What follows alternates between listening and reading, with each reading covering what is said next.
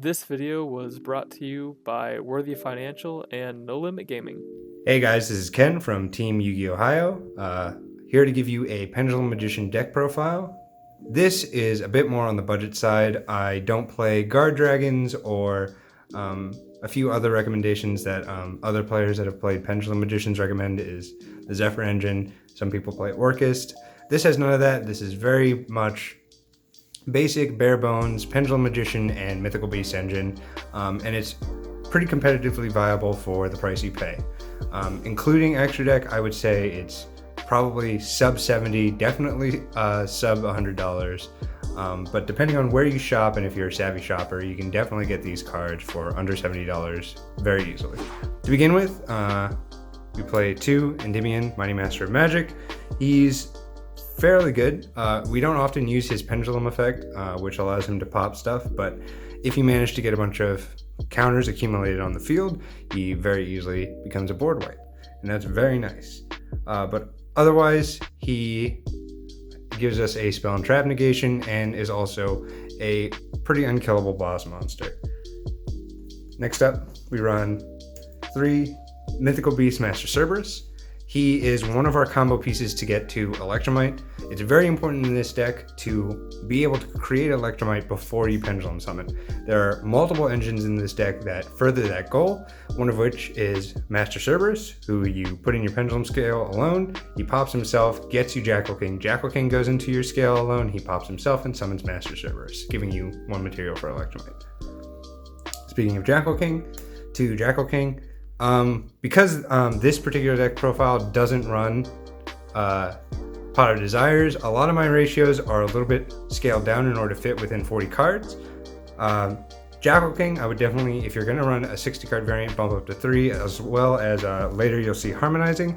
But for now, with this build of 40 cards, 2 Jackal King and 2 Harmonizing is fine.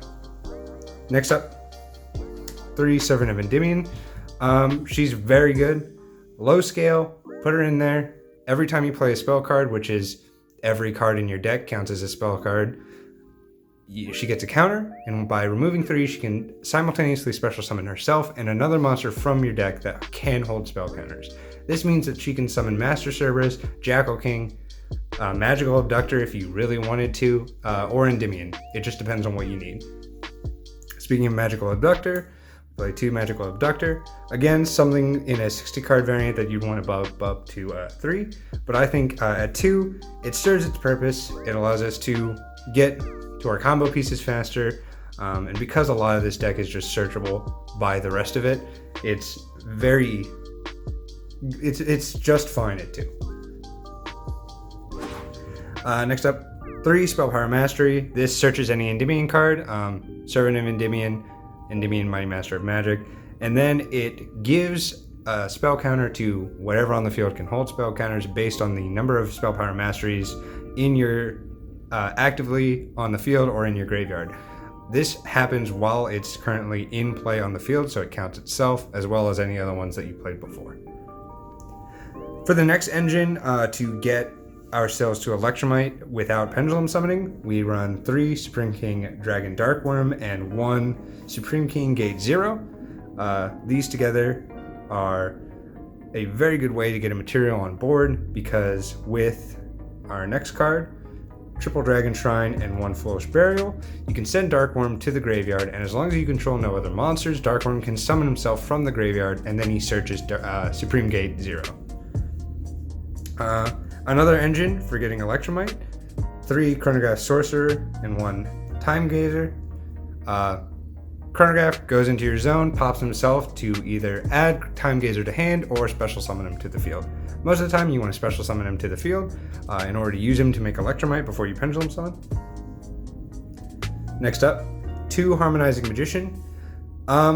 It's pretty easy to say that Harmonizing Magician is one of the better magician cards in your deck.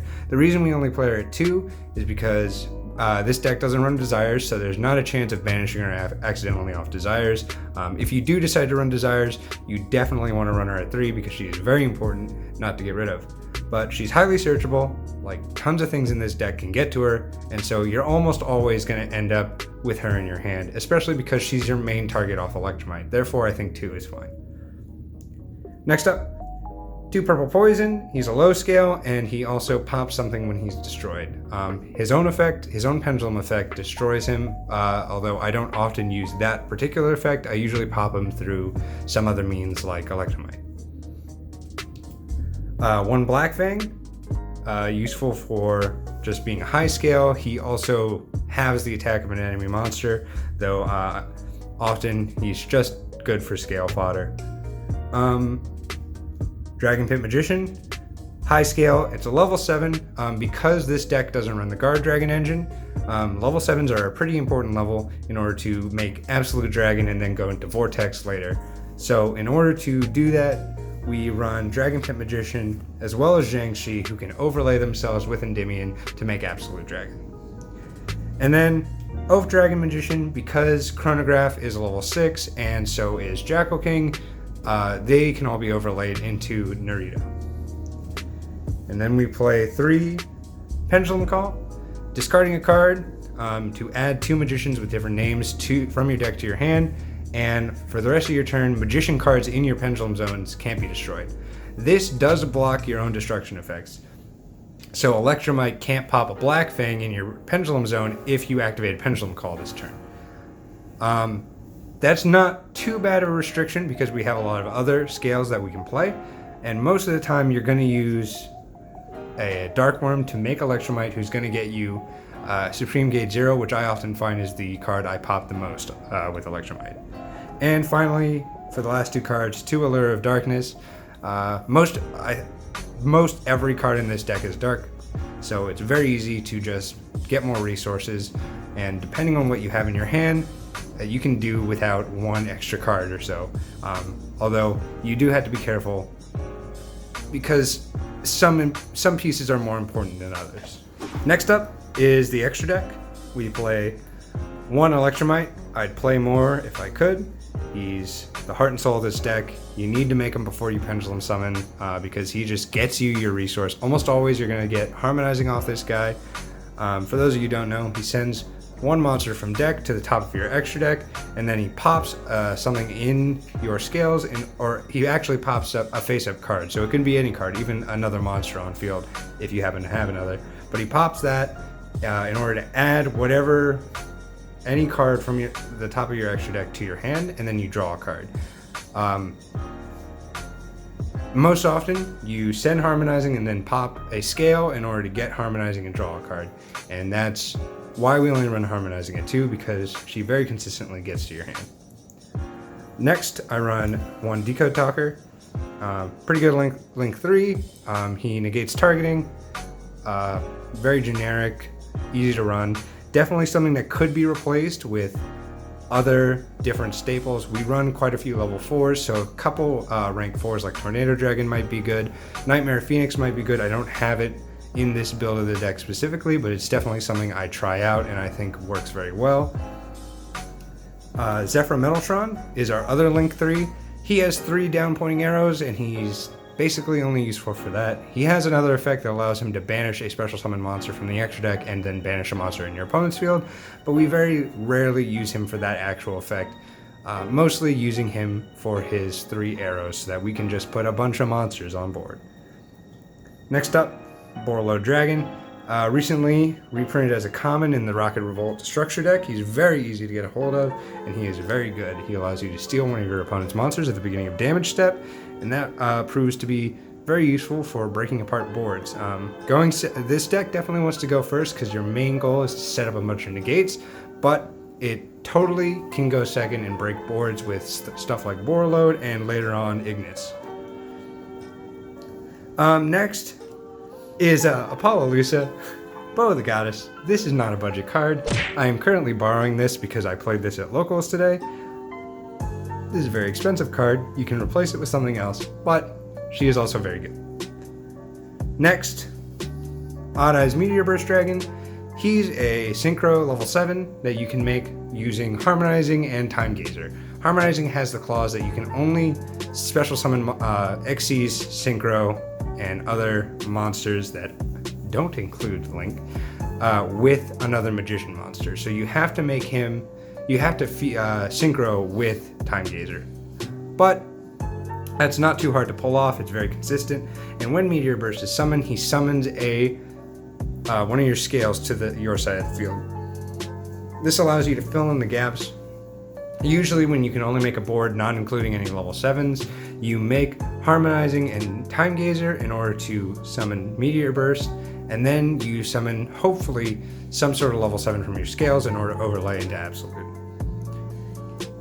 Your next Synchro level 7 is F.A. Dawn Dragster. Spell and Trap Negation, very good, very solid. Definitely a staple in a lot of different decks that can make level 7 synchros. Next, level 8, Ignis or Prominence. He pops either a Pendulum card on the field or one in the Pendulum zones in order to spin a card. This is non-targeting, and because it doesn't say your side of the field, if you're potentially playing a mirror match against Pendulum monsters, you can pop their monsters or their scales instead for an Ignister's effect. Next, another level 8, Beals. He's a very budget level 8. I would replace him with something like Nightmare Phoenix or maybe Nightmare Cerberus, Tornado Dragon. But for what he is, he's a big guy who's very hard to get over, and given that sometimes this deck struggles to out very, very large monsters, he serves that purpose very well. Next, the most important card in the extra deck, Odd Eyes Vortex Dragon. You make him by overlaying two level 7s into Absolute Dragon, and then making Absolute Dragon and something else into a different Link monster, thus getting him off Absolute Dragon's effect. He is an Omni negate. He's very strong. Definitely the card you want to aim to get into every turn. He is your win con. Obviously, with the way this deck is set up, you can get multiple negates, but he is probably your most important one. Next up, for Ixie's monsters, we have the rank 4 Supreme King Dragon Dark Rebellion. He's useful for getting over big monsters. Very simple to go into. We run a lot of level 4s in this deck because most of the Pendulum Magician, I should say, monsters are level 4. So he's just very useful for outing stuff. Next up, Abyss Dweller, another rank 4, very easy to make and very much a staple. Shuts down graveyard decks, stuff like Orcus, stuff like Zombies. I know people are playing Zombies. Very useful, definitely a staple in, depending on the format, but this format in particular is very good. Next up, for a rank 6, Narita, the Moral Leader. Very easy to make with stuff like Oath Dragon and Jackal King and Chronograph. He is a Spell and Trap Negate, and he has a pretty big body at 2700, so he's very useful for that. Next up, our rank 7, Odd Eyes Absolute Dragon. Whenever this card is sent to the graveyard, whether it be through a Link summon or destroyed by an opponent's card effect or through battle, it summons another Odd Eyes Dragon monster from your extra deck. This is how you go into Vortex Dragon without the Guard Dragons. He is very important. You make him every game, even though he doesn't do anything himself, he's how you get to Vortex, who is your win con. And finally, I run number 11, Big Eye, another rank 7, another rank 7.